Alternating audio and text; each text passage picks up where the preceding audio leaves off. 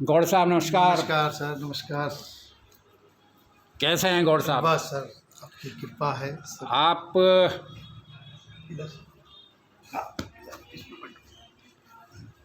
गौड़ साहब आप कहाँ से हैं? यहाँ रहने वाले कहाँ के हैं? मैं वैसे कंडारी से हूँ जी। ये गोडर पट्टी का एक गांव है, यमुना घाटी में। यमुना घाटी में है। जी। ब्लॉक नौगांव है, उत्तरकाशी डिस्ट्रिक्ट है आप बॉम्बे में एक व्यवसायी हैं। जी। आपसे पूछना चाहेंगे आपने कैसे शुरू किया? आप कहाँ से, कंडारी की इतने दूरस्थ गांव के रहने वाले, और बम्बई में आपने अपना मुकाम हासिल किया है। मैं कब से शुरू किया आपने? मैं क्या सर किया? 1987 में यहाँ से बॉम्बे गया था और आज ही के दिन में बॉम्बे पहुँचा था।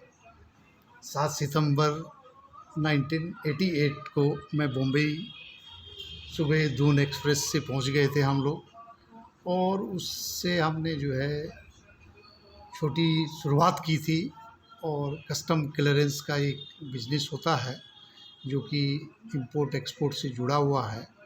उसमें हमने एक बतौर एक क्या बोलते हैं, ऑफिस बॉय के हिसाब से काम शुरू किया, और 3 साल करने के बाद मैंने 92 में रिज़ाइन कर दिया था। और हमने सोचा कि हम भी कुछ कर सकते हैं यहाँ पे। मतलब आपने नौकरी से रिजाइन कर कर दिया, खुद अपना व्यवसाय खुद शुरू हमने किया? ये शुरू किया कि हम कुछ करें यहाँ पे।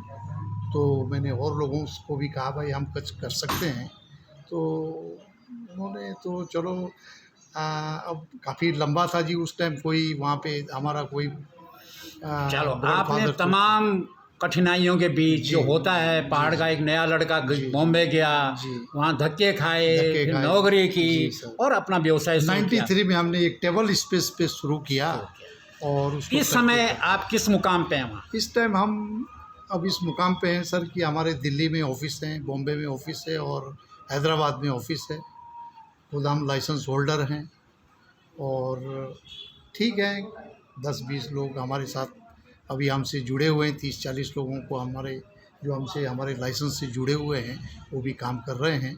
और आने वाली जो यहाँ की यमुना घाटी के जो नवयुवक थे उनको भी मैंने प्रोत्साहित किया कि आप भी इस लाइन में बिजनेस में आइए, और जो भी मेरे से कोई हेल्प हो सकती है हम उसको करने के लिए रेडी इस समय आपने लगभग अपने इसमें कितने लोगों को रोजगार दिया होगा, पहाड़ के अपने इलाके के लोगों को बॉम्बे में? अब पहाड़ के तो अभी क्या है जी कि सब ने अब अपने रोज़गार शुरू किए हुए हैं, क्योंकि हमारे यहाँ से भी करीबन करीबन 10 से 12 लोगों ने खुद के बिजनेस स्टार्ट किए। मतलब आपने उनको पहले रोजगार दिया, उसके बाद उनको अपने मैंने उनको सिर्फ आइडिया दिया जी, मतलब उनको सलाह दी कि इस क्षेत्र मैंने में कहा आइए। आप जो है इस क्षेत्र में आइए और आप अपना काम शुरू कीजिए। आज जो है वो भी अच्छे मुकाम पे हैं और अच्छा कर रहे हैं। आप बॉम्बे के इस समय एक स्थापित हाँ जी, व्यवसायी हैं। जी, ऑफिस है, आपका हमारी अपनी खुद की ऑफिस है, खुद का रेजिडेंस है फिर आपने उत्तराखंड जब राज्य बना जी। तो हर का प्रेम होता है कि अपने राज्य पे राइट जाएं। Sir, right sir. तो आप अपने राज्य में आए तो आपने यहाँ निवेश करने के लिए आए, आपने क्या किया यहाँ? मैं वहाँ पे एक 10 बाई 10 के रूम में एक सिलिकॉन बेस्ड प्रोडक्ट था जो कि रिलायंस सिलिकॉन के नाम से हुआ करती थी। उसके जो भी फॉर्मुलेशन और वो थे, वो हमारे काफ़ी गढ़वाली लोग थे वहाँ पे। तो उन्होंने मुझे प्रोत्साहित किया है कि गौड़ साहब आप अगर इसको बनाते हैं तो हम इसमें आपकी हेल्प करते हैं। तो मैंने उन्हें कहा भाई कि आप फॉर्मुलेशन तो मेरे पास है नहीं है। उन्होंने कहा फॉर्मुलेशन हमारे पास है, इन्वेस्टमेंट आप करो। तो हमने 2006-07 में हमने 3 लाख रुपए इन्वेस्टमेंट किया जी, और 10 बाई 10 के रूम में हमने 20 लाख रुपए का टर्नओवर किया था। ओह! फिर हमने सोचा कि हम इसको जो है अपने उत्तराखंड लेके जाते हैं। तो हमने 2007 में यहाँ पे जो है एक सेलाकुई में फैक्ट्री का लैंड लिया। लैंड को फिर उसको खुद डेवलप किया, और एक फार्मास्यूटिकल के हिसाब से हमने उसको तैयार किया। और जब तैयार किया साहब, तो उसमें जो भी उस टाइम सिंगल विंडो सिस्टम तो था नहीं, उस टाइम ये सिर्फ मैनुअल करते थे, तो हर जगह से एनओसी लेनी पड़ती थी।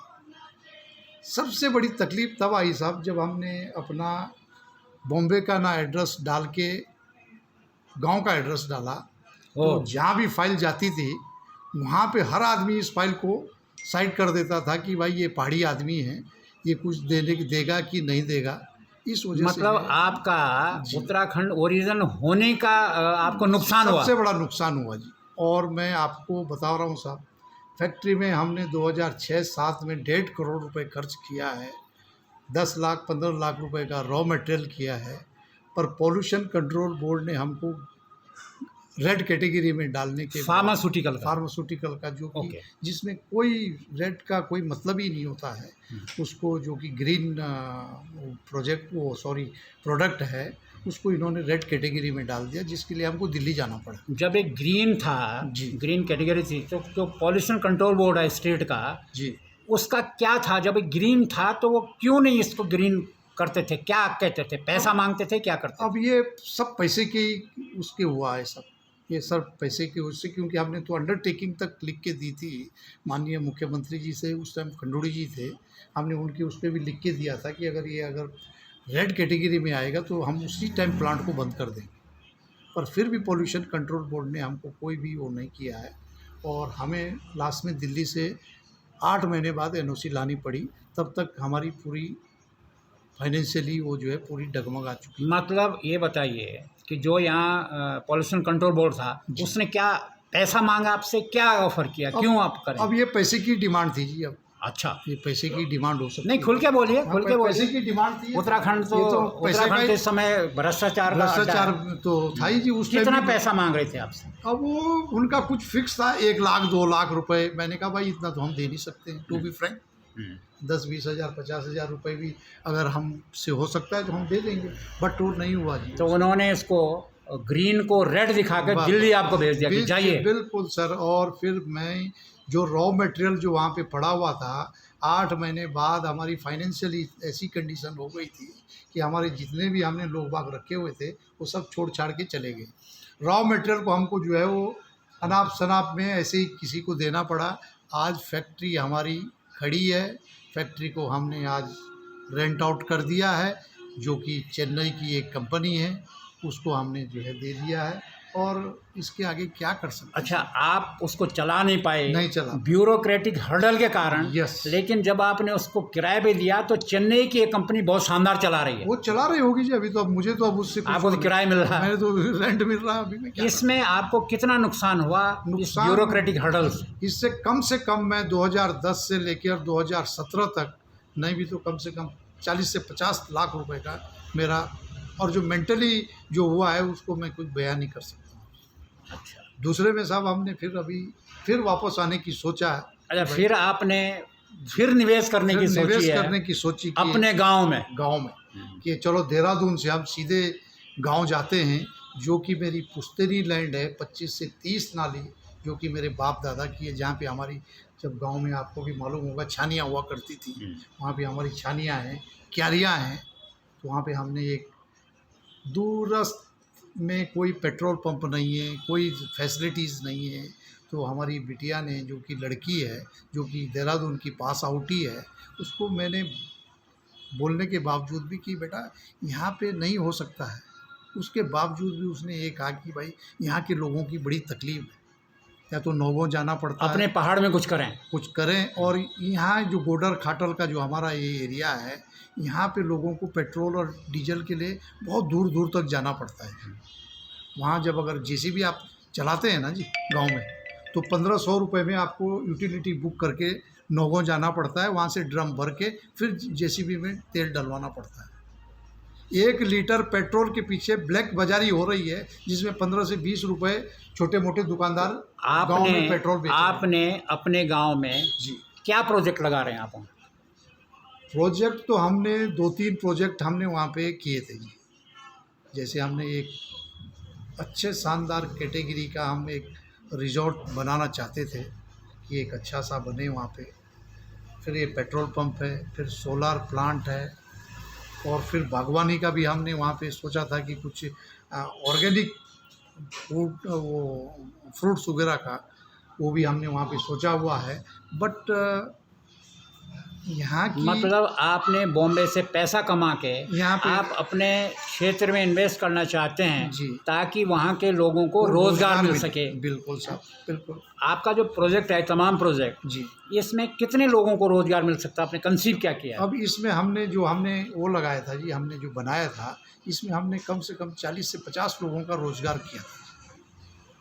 और जो अलग अलग तरह से जो खुद का बिजनेस करना चाहते हैं, वो आप जो है 15 से 20 युवा जो है वहाँ पे अपना कुछ कर सकते हैं। कुछ अपने प्रोडक्ट का अपना मार्केटिंग, प्रोडक्ट की मार्केटिंग उसके लिए भी आप छोटा सा मिनी बाजार टाइप का बनाना Yes, चाहते हम हैं? वहाँ पे बनाना चाह रहे थे। ओके। बट हमें जो है हर पॉइंट पे तकलीफ़ें ऐसी आ रही है, ना तो यहाँ पे सरकार का सपोर्ट है, ना यहाँ पे ब्यूरोक्रेट्स का सपोर्ट है, ना यहाँ पे किसी चीज़ का सपोर्ट है। ये कितना का प्रोजेक्ट है? कितने पैसे ये का प्रोजेक्ट है? करीबन टोटल प्रोजेक्ट ये 8 से 10 करोड़ का प्रोजेक्ट। 10 करोड़ का। जी अब आप ये बताइए, आपकी अपनी ज़मीन है, जी वहाँ पेट्रोल पंप आप बना रहे हैं, जी। अब आपके सामने क्या क्या मेन हर्डल्स आए हैं, क्या क्या परेशानी आपको अब आई? हर्डल्स आप ये देखिए साहब कि सारा कुछ होने के बावजूद पेट्रोल पंप के टैंक लग जाते हैं, सब कुछ हो जाता है,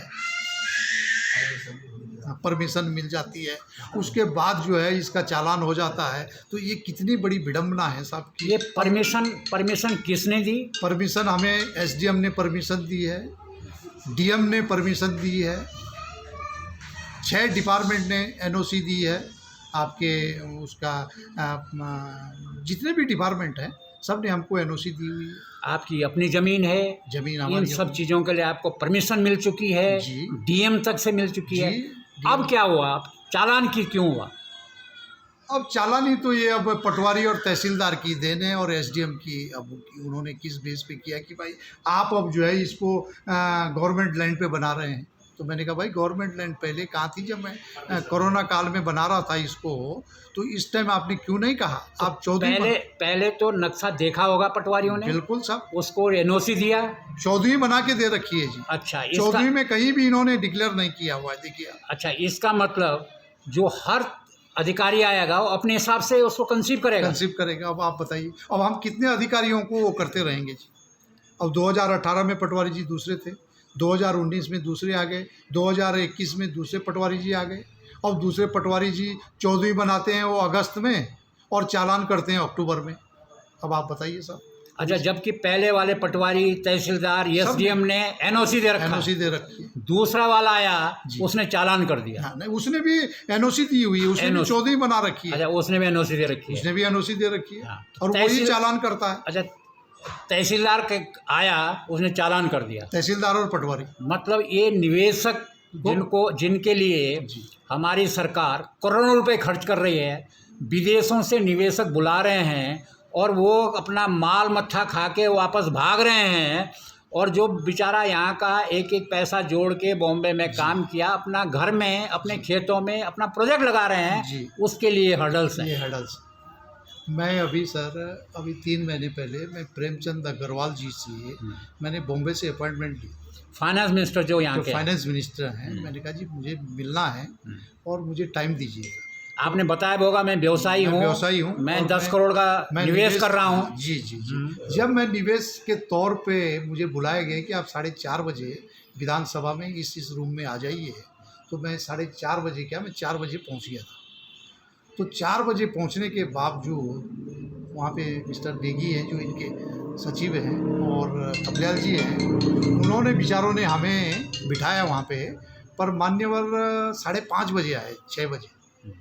6 बजे आने के बावजूद पहले तो उन्होंने फ़ोटो शूट किए, जो भी थे उनको बधाई देने वाले थे। बाद में वहाँ पे पूर्व विधायक जी थे, वहाँ पे काफ़ी लोग थे, गुलदस्ते भेंट करने वाले थे। तो मैं पीछे बैठा था, मैंने उनको कहा यार थोड़ा हमें भी तो टाइम दो, हमारी फ़्लाइट है, हम वापस जाना है हमको। अच्छा, उनके बीच में वो भी बैठा हुआ था जो पहाड़ में 10-12 करोड़ रुपए इन्वेस्ट करना चाहता है, कर रहा है। मैं पीछे बैठा हुआ था जी, मेरी कोई सुनवाई नहीं हुई है। पर जब मैंने कहा भाई मिलना है कि या कैसे, तो मुझे 6 बजे खड़े उठते हुए बोला गया कि आइए आपका क्या है।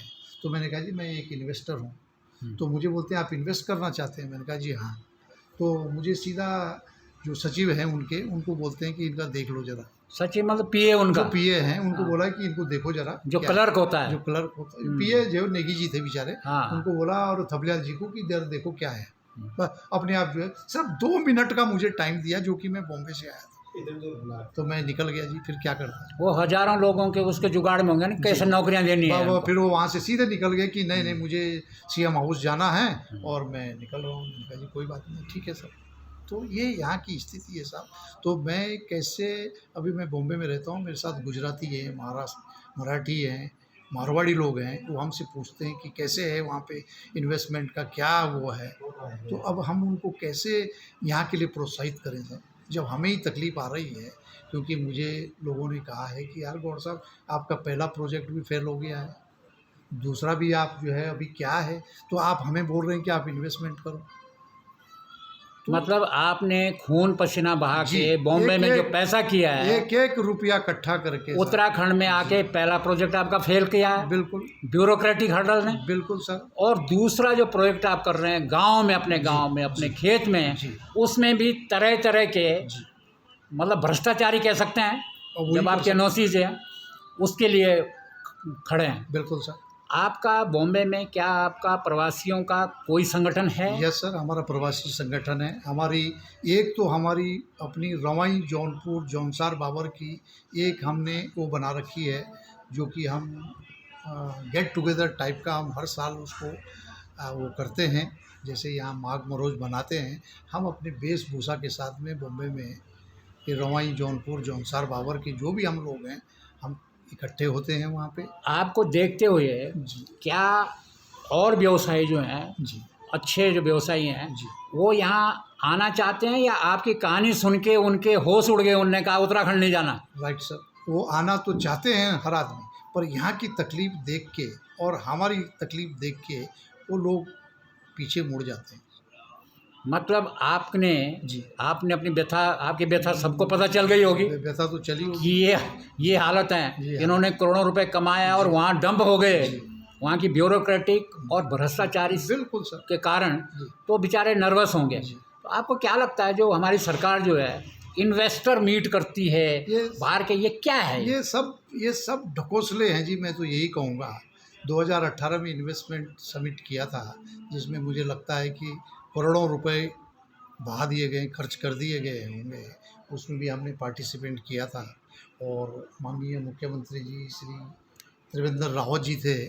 भाई उन्होंने लेटर तो हमें जिला अधिकारी को लेटर भेजा है कि भाई इनका वो देखो क्या है, बट वो लेटर ही में वो घुस गए। लेटर का लेटर ही रह गया। बड़कोट आने के बावजूद वो जो है वहाँ उप जिला अधिकारी के ऑफिस में दबा एसडीएम के क्लर्क ने दबा दिया। क्लर्क ने नहीं दबाया है, ये मुझे लगता है कि एसडीएम ने ही दबाया होगा। एसडीएम ने दबाया।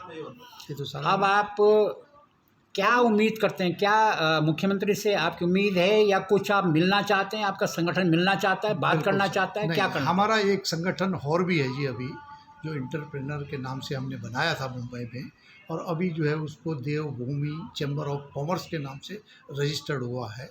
उसमें 150 से 200 लोग हैं, जो कि अभी यहाँ पे हम एक इसको ऑर्गेनाइज करेंगे अच्छी तरह से और मिलेंगे भी। बट जो मेरी व्यथा है जी, ये तो इस घाटी की ऐसी व्यथा है कि शायद ही कोई इन्वेस्टमेंट करने की सोचेगा आगे। मतलब और आप ऐसे क्षेत्र में उसको इन्वेस्ट कर रहे हैं जो सबसे पिछड़ा हुआ जो क्षेत्र है। सबसे पिछड़ा हुआ क्षेत्र है जी, जहाँ से हम अगर देहरादून से हम अगर बड़कोट तक जाते हैं तो आप कहीं अच्छी जगह बैठने लायक आप कहीं बैठ नहीं सकते हैं। तो आपको क्या लगता है कि अगर ऐसे हर्डल्स, ऐसी परेशानियां खड़ी करते रहे तो क्या वाइंड अप करने का कर रहे हैं कि छोड़ो जो लग गया वापस बॉम्बे चले? अभी हमारी उम्मीद मुख्यमंत्री जी से तो थी जी, क्योंकि युवा हैं और युवाओं के बारे में वो सोचते हैं। हमें उम्मीद भी थी, हमने लेटर भी भेजा था उनको, टाइम भी लिया था, बट टाइम नहीं मिला है, वो दिया नहीं होगा। बट मुझे उम्मीद है, आज भी मैं करोड़ों रुपए लग भी गए हैं, कोई बात नहीं है, पर आने वाली जो पीढ़ी है वो वंचित ना रहें और वो रुके ना यहाँ के लिए।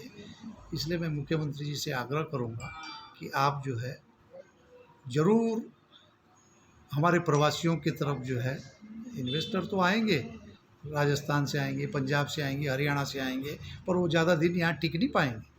उनको आप जो भी बेनिफिट्स देंगे, जो भी आप बेनिफिट्स देंगे, वो बेनिफिट्स लेके यहाँ से निकल जाएंगे। लेकिन पर उत्तराखंड, हम लोग रहेंगे यहीं पे, हम लोग नहीं जा सकते। आप उत्तराखंड के हैं, यहाँ के रहने वाले हैं, जी। आपको परेशानी हो रही है, जी। लेकिन बाहर के लोगों ने यहाँ प्राइम लोकेशन ज़मीनें ले ली ले लिए हैं, जी। रिजॉर्ट बन रहे हैं। उन्होंने इसका पैसे- क्या कारण है? इसका कारण- आप पैसे देने में कंजूसी कर रहे हैं या क्या हो रहा है? यस, हम एक्चुअली क्या है जी, हम पैसा, क्योंकि हम यहाँ से 2000 किलोमीटर दूर गए हुए हैं, हम वहाँ पैसा कैसे कमाते हैं हम लोग जानते हैं, कैसी कड़ी मेहनत करते हैं। महानगरों में रहना कोई मुश्किल का काम तो है नहीं है। वहाँ से हम जो पैसा इकट्ठा करते हैं वो हम यहाँ पे अनाप शनाप खर्च नहीं कर सकते। ठीक है, जो देना होता है वो हम दे देते हैं, ऐसी कोई बात नहीं है, बट जो अननेसेसरी है उसे हमें देने में तकलीफ होती है। लेकिन ऐसा नहीं है कि जो बाहर वाले हैं ज़्यादा पैसा देते हैं, वो जो लैंड लेते हैं उससे 10 गुना लैंड पे कब्जा करते हैं। और अभी पहाड़ में कई सांकरी की तरफ लोगों ने 10 नाली ली और 20 नालियों पे कब्जा कर दिया है। लोगों को भ्रष्ट कर दिया, नौकरशाही को भ्रष्ट कर दिया, उनको पैसा देते हैं, नेताओं को पैसा देते हैं और पूरे पहाड़ पे कब्जा करने की एक नई मुहिम चल रही है, जिसमें हमारे नेता भी शामिल हैं। बिल्कुल सर, बिल्कुल। आपको क्या लगता है उत्तराखंड का भविष्य क्या लगता है आपको, जब आपने इतना झेला है? क्या लग रहा है आपको? फिर भी मुझे भविष्य यहाँ का सुनहरा लगता है, पर ऐसा ना हो कि आने वाला कल जो है अगर ऐसा ही भ्रष्टाचार होता रहे, ऐसे ही करप्शन होते रहे, तो ये ऐसा ना हो कि बिहार में तब्दील हो जाए। नहीं, मुझे लगता है कि अगर इतना ही करप्शन चलता रहा तो डेमोग्राफी चेंज हो जाएगी। बिल्कुल, वो तो पहाड़ के जो आप जैसे लोग हैं, आप जैसे उत्साही लोग हैं, वो यहाँ से बाहर चले जाएंगे और बाहर से दलाल और भ्रष्ट और ये लोग घुस जाएंगे, यहाँ घुस जाएंगे। बिल्कुल सही है सर। बहुत बहुत धन्यवाद गजेंद्र जी। धन्यवाद। उम्मीद आपसे है कि आप डटे रहिए, डटे तो रहेंगे। पूरा पहाड़ के लोग आपके साथ हैं, जो ज़मीन पे काम करने वाले हैं। नेता तो आ जाएं, कल नहीं है, जिस दिन समझ जाएंगे उस दिन इनकी हालत बहुत ख़राब होगी। बिल्कुल सर, बिल्कुल। तो ये थे हमारे एक व्यवसायी गजेंद्र गौड़ जी, जिन्होंने बचपन में बहुत गरीबी में रह के अपना बम्बई में अपना मुकाम हासिल किया है और आज अपने क्षेत्र के लिए कुछ करना चाहते हैं, वहाँ रोज़गार देना चाहते हैं, वहाँ निवेश करना चाहते हैं। और आपने सुना इनके ऊपर कितनी परेशानियाँ हो रही है। छोटा सा छोटा पटवारी, तहसीलदार, डीएमओ के करता है, तहसीलदार नीचे से पैसे खाने के लिए करता है। मेरे बेटी का है पूरा, और एक बेटी है इनकी जो ये चाह काम करना चाह रही है ताकि नई पीढ़ी, तो ये है हमारे यहाँ की नई पीढ़ी और वो कैसे झेल रही है। और निवेश की बात करते हैं, इसलिए मुख्यमंत्री पुष्कर सिंह धामी जी से निवेदन है कि ये केस एक मॉडल केस है, इस केस को आप अपने पास लें और इनको पूरी जो एनओसीज़ हैं, जो प्रॉपर चीज़ें हैं, इनको दिलवाएं। नहीं तो आने वाला समय यहाँ निवेशकों के लिए बहुत संकट का होगा और अपने लोग बाहर चले जाएंगे और यहाँ नए एक दलाल संस्कृति पैदा हो जाएगी। आज इतना ही, आपका बहुत बहुत धन्यवाद।